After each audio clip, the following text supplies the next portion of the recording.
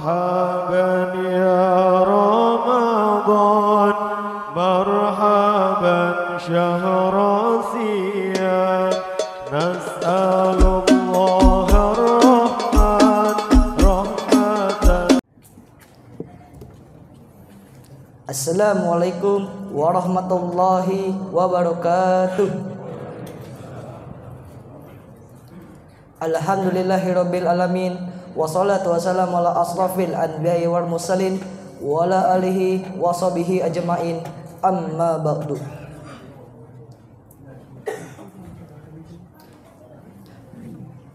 Bapak-bapak, ibu-ibu serta jamaah Masjid Al-Ikhlas yang insyaallah dirahmati oleh Allah Subhanahu wa taala. Puji serta syukur kita panjatkan kehadiran oleh Allah Subhanahu wa taala atas nikmat iman, nikmat Islam. Semoga kita semua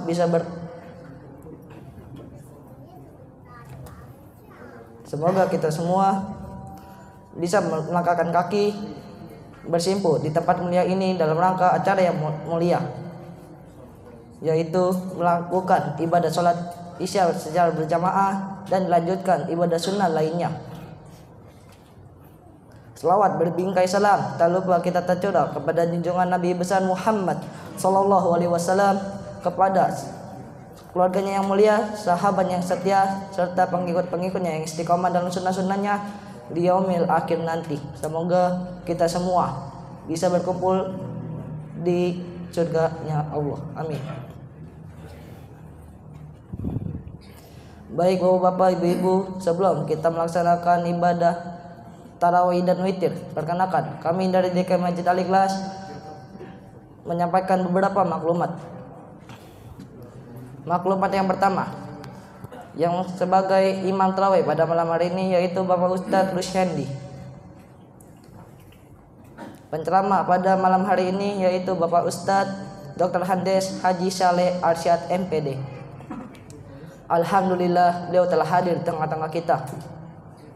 Maklumat yang kedua, laporan keuangan saldo pada tanggal 13 Maret 2025 sebesar Rp13.051.000. Pemasukan infak tarawih pada tanggal 14 Maret 2025 sebesar Rp970.000.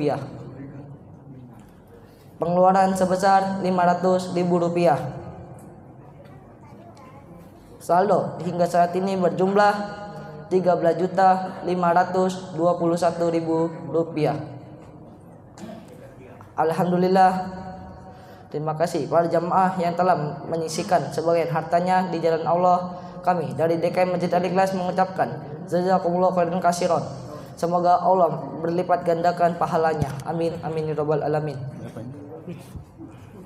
Adapun informasi tambahan yang ingin kami sampaikan, kami dari DKM Masjid Al-Ikhlas mengundang para jamaah sekalian kajian Ahad subuh esok yang akan diisi oleh guru kita yaitu Bapak Ustadz Kiai Haji Ali Fatoni MA dengan tema intinya amalan saum Ramadan. Demikian informasi yang dapat kami sampaikan, kurang lebihnya kami mohon maaf. Akhirul kalam, wabillahi taufiq wal hidayah. Wassalamualaikum warahmatullahi wabarakatuh. Bismillahirrahmanirrahim. Assalamualaikum warahmatullahi wabarakatuh.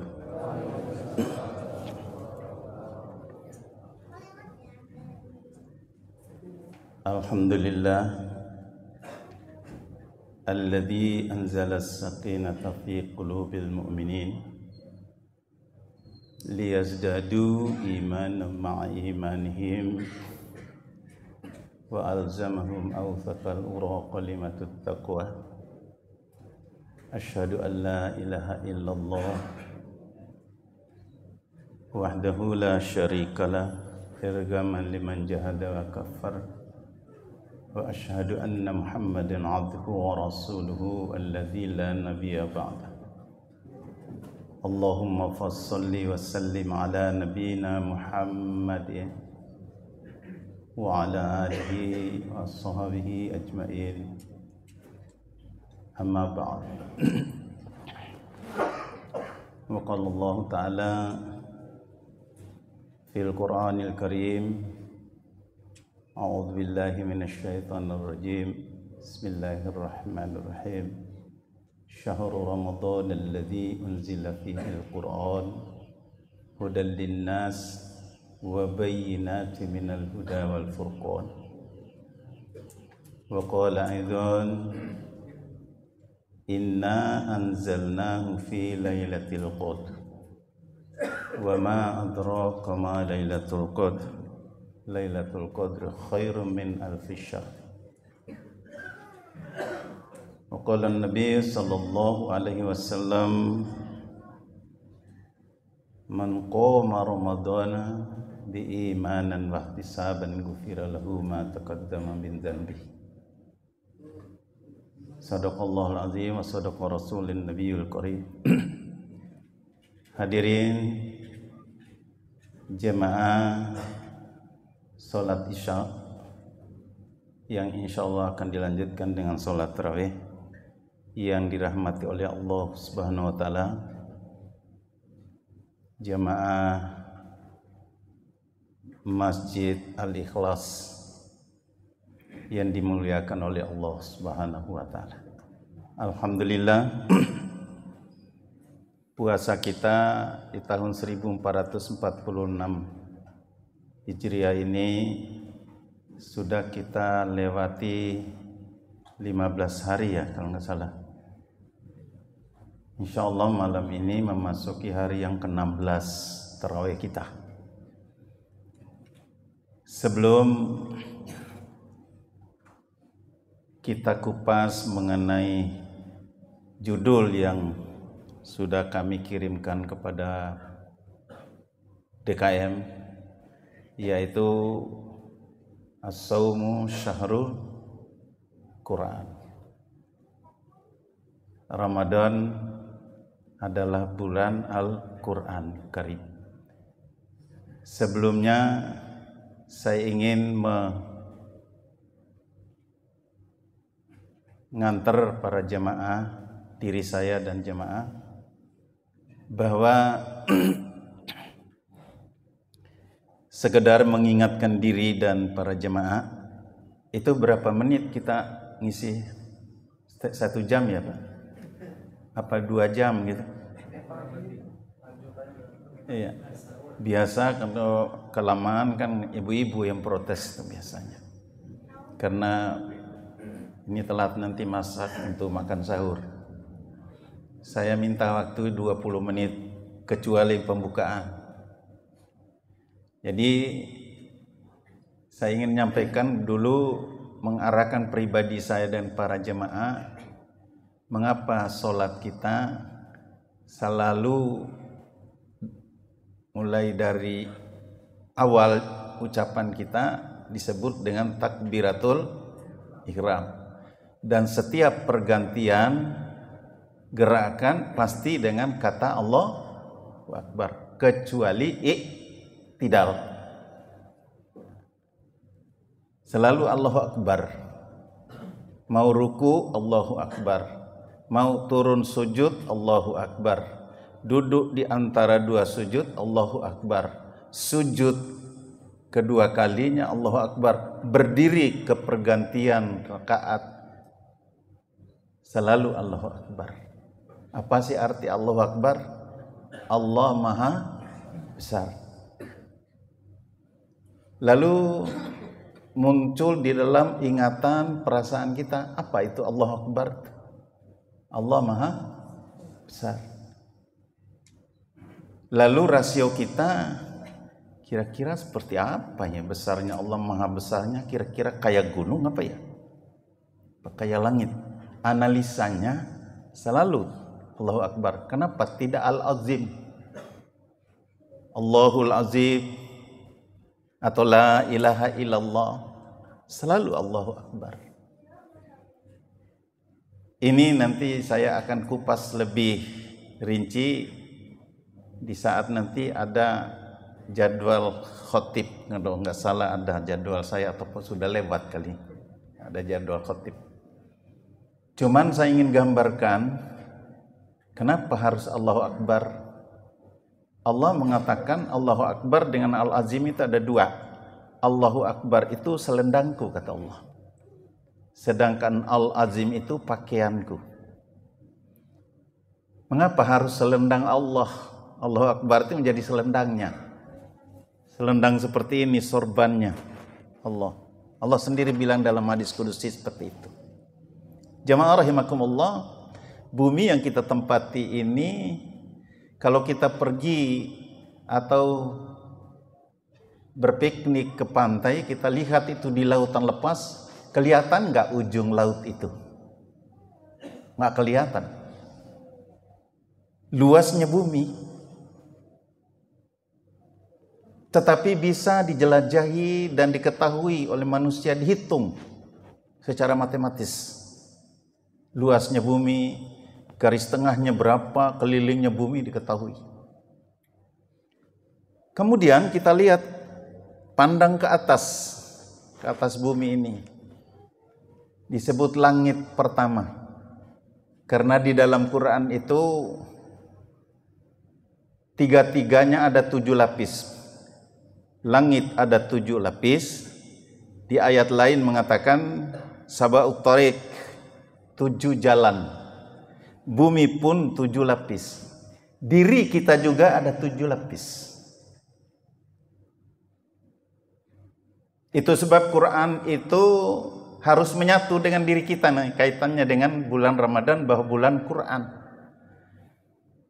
Kalau dikaji bumi dengan sampai ke langit ke-7, sampai Sidratul Muntaha, sampai ke Arsyul Azim, arasnya Allah, bumi ini dibandingkan dengan luasnya langit, besarnya langit pertama itu kayak cincin letakkan di tengah padang pasir. Bumi tempat kita ini.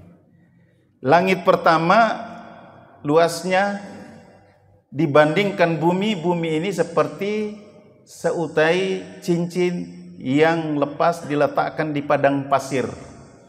Tidak kelihatan. Langit kedua, gabung bumi dengan langit pertama seperti cincin diletakkan di padang pasir. Langit ketiga, gabung bumi, langit pertama, lagi kedua, luasnya langit ketiga, langit bumi, langit pertama dan kedua seperti satu cincin yang diletakkan di padang pasir. Langit keempat seperti itu juga.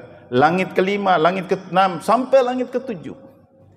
Ketika Rasulullah dipanggil oleh Allah menuju ke Sidratul Muntaha, menghadap kepada Allah untuk menerima yang namanya sholat, yang dimulai dengan takbir sebelum salam, di rakaat terakhir, di tasyahud terakhir, pasti kita baca Allahu Akbar. Besarnya langit ciptaan Allah itu ke atas itu. Kemudian Nabi Muhammad begitu sampai ke Sidratul Muntaha bersama Jibril, lalu Jibril mengatakan, wahai Muhammad, saya hanya, bukan Sidratul Muntaha, sampai ke langit ke-7, malaikat Jibril mengatakan, saya hanya bisa mengantar wahai sahabatku sampai ke langit ke-7 ini aja. Mengapa? Kata Rasulullah, ayo temani saya sampai ke atas. Kata malaikat Jibril, tidak berani. Kalau saya lewat batas langit ke-7, maka hancurlah saya, angus, kebakar. Kemudian Rasulullah naik sendiri, berangkat. Jibril ditinggalkan di langit ke-7. Di mana langit ke-7 tempatnya Nabi Ibrahim alaihissalam. Begitu Rasulullah sampai ke atas, ke Sidratul Muntaha, naik lagi ke Mustawa, kemudian di atas Mustawa sampai kepada Arsyil Azim, ke arasnya Allah. Lalu Rasulullah memberi salam, Assalamu alayka. Tidak dijawab oleh Allah sampai 3 kali. Lalu Nabi kita Muhammad sallallahu alaihi wasallam turun kembali ke langit ke-7, nyampaikan kepada Nabi Ibrahim, wahai Nabiullah Ibrahim, aku memberi salam kepada Allah tapi tidak dijawab. Lalu Nabi Ibrahim mengatakan, cari kalimat yang lebih tinggi daripada itu untuk kamu sampaikan salam kepada Allah. Kembali Rasulullah naik menghadap kepada Allah. duduk Rasulullah mengucapkan at-tahiyatul mubarakatut salawatut thayyibatu, baru dijawab sama Allah, assalamu alayka ya ayuhan nabi wa rahmatullahi wabarakatuh. Dengan segala hormat, kemuliaanmu, kebahagiaanmu wahai Allah subhanahu wa ta'ala. Lalu dijawab oleh assalamu alayka ya ayuhan nabi wa rahmatullahi. Selamat sejahtera engkau wahai Nabiullah dan atas rahmat Allah. Dijawab lagi oleh Nabi kita Muhammad, assalamu alayna wa ala ibadillahi sholihin. Ya Allah, bukan keselamatan diriku, tapi selamat juga kepada hamba-hambamu. Wa ala ibadillahi sholihin, kepada umatku, hambamu yang mulia, yang soleh-soleh. Begitu indahnya dialognya Allah dengan Nabi kita Muhammad sallallahu alaihi wasallam di Sidratul Muntaha. Kenapa Nabi kita tidak terbakar? Ternyata makhluk yang paling kuat, yang paling hebat ciptaan Allah itu, walaupun berasal dari turab, dari tanah, manusia, pantas iblis iri kepada manusia. Ternyata pada diri kita itu ada 7 lapis juga di dalam diri kita. Sehingga Al-Quran diturunkan, andaikan tidak ada kekuatan kesadaran di dalam diri kita yang 7 lapis ini, diri kita pun akan terbakar sama Al-Quranul Karim. Yang mana Quran? Dikatakanlah ini Quran. Kita juga kebakar sama Al-Quran. Panas ini Al-Quran ini, makanya kupingnya iblis itu merah kalau dia dengar baca Quran. Setan-setan itu kabur kalau dengar bunyi Al-Quran, karena tidak mampu mendengarnya. Setan dan iblis itu mendengar Al-Quran. Karena Al-Quran ini panas bawaannya, kebakar sebenarnya. Manusia tidak kebakar sama Al-Quran. Malah Al-Quran dipermainkan oleh manusia, diledekin oleh manusia, diejek-ejek oleh manusia.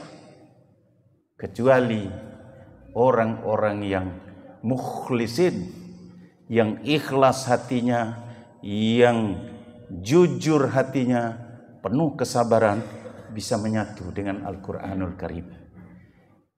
Kata Allah di dalam hadis kudusi, Allah berfirman, banatu fi jawafi bani Adam kasra wa fi kasri sodr wa fi sodri qalbi wa fi qalbi fuadi wa fi fuadi syagawa wa fi syagawi mukasyafah wa fi mukasyafi sarrah wa fi sarri ana.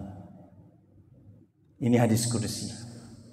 Aku membangun pribadi manusia itu pada 7 lapis kesadaran.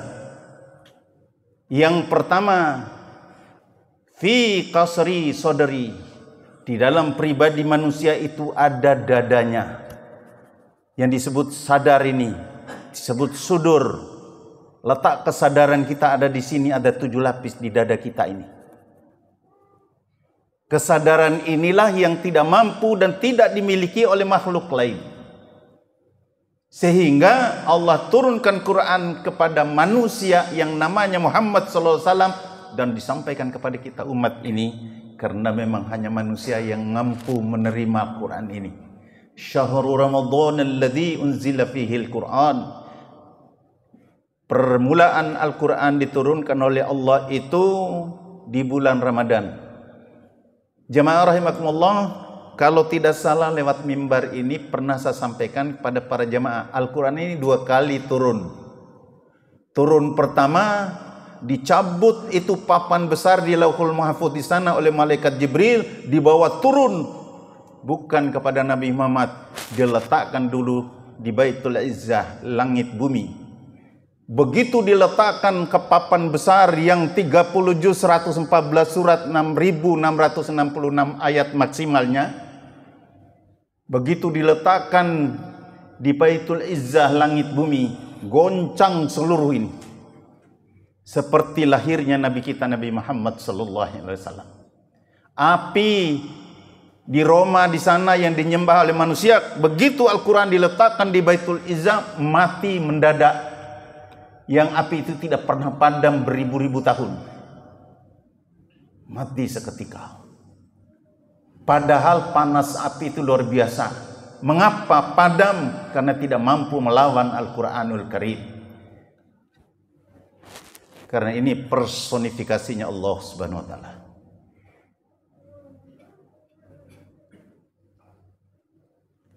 Turun yang pertama sekaligus ini di malam Lailatul Qadar. Jadi turun pertama Al-Quran itu sekaligus 30 juz itu tidak kepada Nabi Muhammad dulu, diletakkan dulu, didinginkan dulu di Baitul Izzah namanya, langit bumi. Itu di malam Lailatul Qadar. Maka surat Al-Qadar itu malam turunnya Al-Quran yang pertama di Baitul Izzah itu tanggal, ada yang mengatakan tanggal 25 Ramadan, ada yang mengatakan tanggal 27, ada yang mengatakan tanggal 29. Itu disebut Lailatul Qadr. Didinginkan dulu. Tahun berikutnya, 1 tahun baru mulai diturunkan tanggal 17 Ramadan kepada Nabi Muhammad sallallahu alaihi wasallam secara berangsur-angsur. Yang pertama ditarik 5 ayat dari surat Al-Alaq. Iqra. Kenapa harus itu? Kenapa bukan surat Al-Fatihah? Karena memang dengan kata Iqra itu mengharuskan manusia untuk belajar. Apa yang dipelajari? Pelajari situasi, lingkungan, alam semesta, terutama bumi tempat manusia itu. Bagaimana cara saya membaca? Kata Rasulullah, ma ana bikari, kaifa ana bikari. Bagaimana cara saya membaca? Kata Jibril, Ruhul Kudus mengatakan, tunggu, secara ansur-ansur turunlah Al-Quran ini sebagai pelajaran. Oh, inilah cara menghidup, cara menjalankan hidup di bumi ini. Kalau tidak dengan Al-Quran, maka sesat hidup kita. Manusia tidak akan menemukan jalan yang benar kalau tidak dibimbing oleh ini Al-Quranul Karim. Maka berbangga dan berbahagialah kita orang Islam, orang yang beriman kepada Allah, yang percaya yakin kepada Al-Quran. Tetapi tidak sedikit juga, bukan hanya orang di luar Islam, tapi orang Islam sendiri pun juga banyak yang tidak faham Al-Quran. Bahkan ada yang tidak bisa membaca Quran. Saya ke Sulawesi Selatan 4 bulan, setiap tahun saya 4 bulan dulu sebelum diangkat jadi guru. Karena istri saya pertama orang Sulawesi Selatan, orang Bugis Makassar, orang Maros. Saya tinggal di Maros itu 40 hari di situ. Pengen tahu keluarga. Ada yang tidak bisa baca Quran. Nauzubillah min dzalik. Saya ke Sumatera Barat. Juga saya pernah di situ karena ada anak saya nikah di pesisir. Ada yang tidak bisa baca Quran. Di Nusa Tenggara Barat asal saya pun banyak orang tidak bisa baca Quran. Islam tuh. Di Bekasi juga ada. Di Kalimantan, saya berangkat juga ke Kalimantan selama 2 bulan. Ada yang tidak bisa baca Quran. Kan heran kita orang Islam tidak bisa baca Quran. Jangankan hafal, baca nggak bisa. Nah di Bekasi sekarang ini di salah satu masjid, namanya Masjid Baitur Rahman, ada 4 orang murid saya, umur 58 sama 59 dan 62. 4 orang itu murid ngaji saya, mulai dari Iqra. Susah nyebut, susah menggerakkan lidahnya, makhrajnya. Mulut cuma 1, kerongkongan cuma 1, lidah cuma 1, 28 huruf beda ucapannya. Betul kan Pak? Ya Ustaz ya. Alif sampai ya itu beda. Padahal keluarnya dari sini. Maka ngajar ngaji paling bagus adalah dikala umur masih di dalam buaya, di dalam bayi atau masih bayi. Karena apa? Lidahnya masih mudah. Tapi kalau belajar sudah umur 40 tahun, 30 tahun terus ke atas, kaku lidahnya. Bulan Ramadan inilah bagi yang belum bisa baca Quran, kesempatan 1 bulan di hadapan guru, tidak usah dibayar gurunya di bulan Ramadan. Kebangatan kalau pak gurunya atau ustadznya ngajar Quran di bulan Ramadan minta upah. Yang tidak belum bisa baca Quran, susah latihnya kalau sudah yang umur tuh. Sa dengan huruf sa saja ada 3 ya. Ada sa, ada tha, ada sya. Ya. Jadi ya, ada sa atau sin atau tha, ada tha, terus sya ya. Ini 3 ya. 1 mulut yang mengucapkan. Makanya masih kecil itu paling gampang belajar di waktu kecil bagai mengukir di atas batu. Kata orang tua kan begitu ya. Belajar sudah besar bagai ngukir di atas air. Jadi syahrul Ramadan alladzi unzila fihil Quran, di bulan Ramadan ini turun Al-Quran untuk diapain? Untuk dipajangin. Di rumah kita 4-5 Quran ada, minimal 1. Tapi yang baca debu, yang baca tikus, kecoa. Begitu dibuka udah dimakan rayap. Ini saya tekankan pada pribadi kita dan para jemaah, khususnya semangat beral-Quran, karena berhadapan dengan Allah di hari kemudian nanti Al-Quran menjadi pembela kita. Nabi Muhammad kedua kali bahkan ketiga kalinya baru, di mana kekurangan sudah segala macam cara untuk menopang kekurangan kita, baru muncul Nabi kita Muhammad sallallahu alaihi wasallam memberikan syafaat. Syafaat pertama siapa? Pemimpin. Kata Allah dalam Quran, setiap pemimpin nanti menghadap kepada Allah, setiap manusia menghadap kepada Allah bersama pemimpinnya. Begitu ikut dari belakang pemimpinnya, di hadapan sudah dihadang oleh azab, pemimpinnya berbalik. Aku tidak bertanggung jawab pada kalian. Aku sendiri juga akan hangus di sini nih. Oh, di situ pertengkaran antara al-mustada'fin dengan al-mustakbirun. Al-mustakbirun itu pemimpin, al-mustada'fin itu orang lemah, artinya rakyat dan umat. Pertengkaran yang hebat karena pemimpin yang tidak bertanggung jawab. Pemimpin yang kita pilih tidak bertanggung jawab, tidak amanah, tidak memimpin dan membimbing rakyat dan masyarakatnya. Itu tidak akan bisa berani bertanggung jawab di hadapan Allah.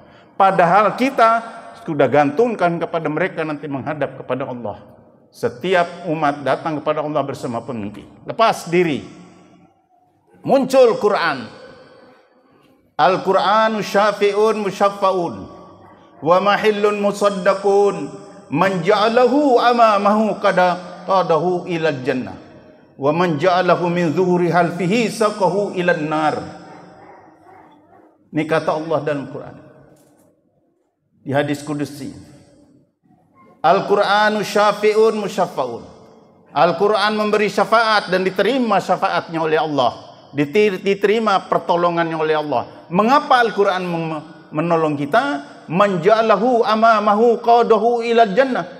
Siapa yang menjadikan Quran di depan, mengkedepankan Al-Quran, dijadikan tongkat pembimbing hidupnya, maka dikatakan syahrul Ramadan alladzi unzila fihil Quran hudal linnas. Hudan, petunjuk, tongkat. Siapa yang bersatu dengan Quran, menyatu diri dengan Quran, akan diantar oleh Al-Quran masuk dalam surganya Allah Subhanahu wa taala. Wa man ja'alahu min zuhurihi, barang siapa yang meletakkan Quran di belakangnya tidak bisa baca Quran, apalagi menghafal, membaca aja nggak bisa, masih kaku. Karena malas belajar.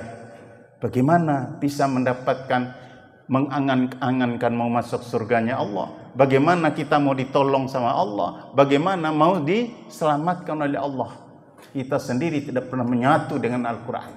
Bulan suci Ramadan ini, setiap tahun kita masih doa di akhir bulan tahun, biasanya di akhir tahun, atau di akhir bulan kita berdoa, ya Allah, ketemukan lagi dengan Ramadan tahun akan datang. Kita ketemu sekarang dengan bulan Ramadan. Sudah 15 hari kita puasa. Bulan ini intensif kita nyatukan diri kita dengan Al-Quranul Karim. Jemaah rahimakumullah, kalau kita membelakangi Quran, kata Quran sendiri, saqahu ilan nar, Al-Quran menendang kita masuk ke dalam nerakanya Allah Subhanahu wa taala. Saqahu ilan nar, ketendang masuk ke dalam nerakanya Allah.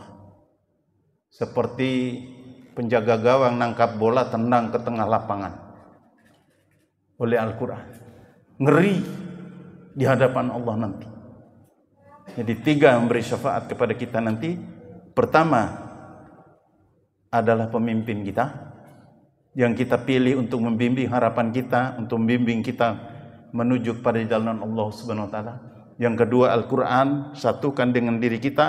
Al-Quran tidak pernah kemana-mana, selalu mengharap kita untuk menyatu dengan dia, tetapi kita yang enggan menyatu dengan Al-Quran.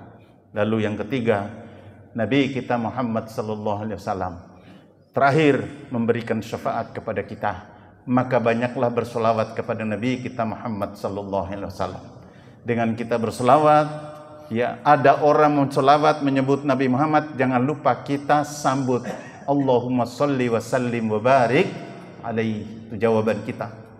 Dan banyaklah kita beristighfar kepada Allah Subhanahu wa taala, berdoa kepada Allah Subhanahu wa taala, berzikir kepada Allah Subhanahu wa taala di bulan suci Ramadan ini. Zikir yang paling besar, yang paling tinggi ada 2, salat, dan yang kedua Al-Quran. Di bulan suci Ramadan ini kita jadikan bulan ini menjadi bulan Al-Quran, artinya baca Quran minimal 1 kali dalam sebulan ini, khatam Quran 30 juz. Paling bagus berkali-kali kita menghatam Quran. Walaupun hanya membaca 1 huruf saja kita baca dengan tulus dan ikhlas, ridho kepada Allah, insya Allah nilainya per huruf itu berlipat-lipat nilainya di sisi Allah Subhanahu wa taala. Apalagi kita sambil membaca, sambil memahami arti. Juga solat kita, bacaan-bacaan yang kita kerjakan, dilakukan dalam solat itu harus kita pahami untuk menambah khusyuan kita kepada Allah SWT.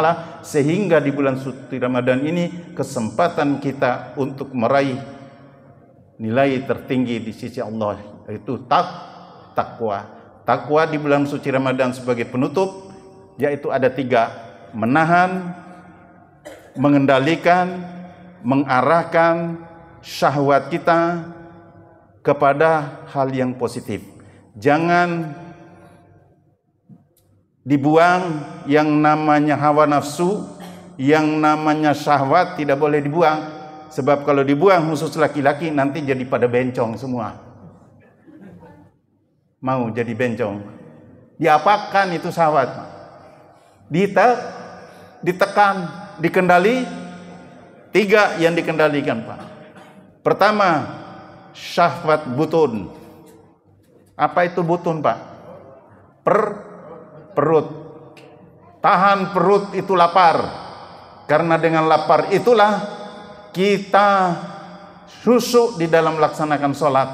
Sebaliknya kalau kita kenyang, makan, perut harus dibagi 3, tapi ternyata ada yang puasa balas dendam kan ya? Oh, laparnya luar biasa. Lihat jam aja tiap waktu. Begitu berbuka, mejanya mau dibalikin. Kenapa dibalikin? Udah nggak ada isinya.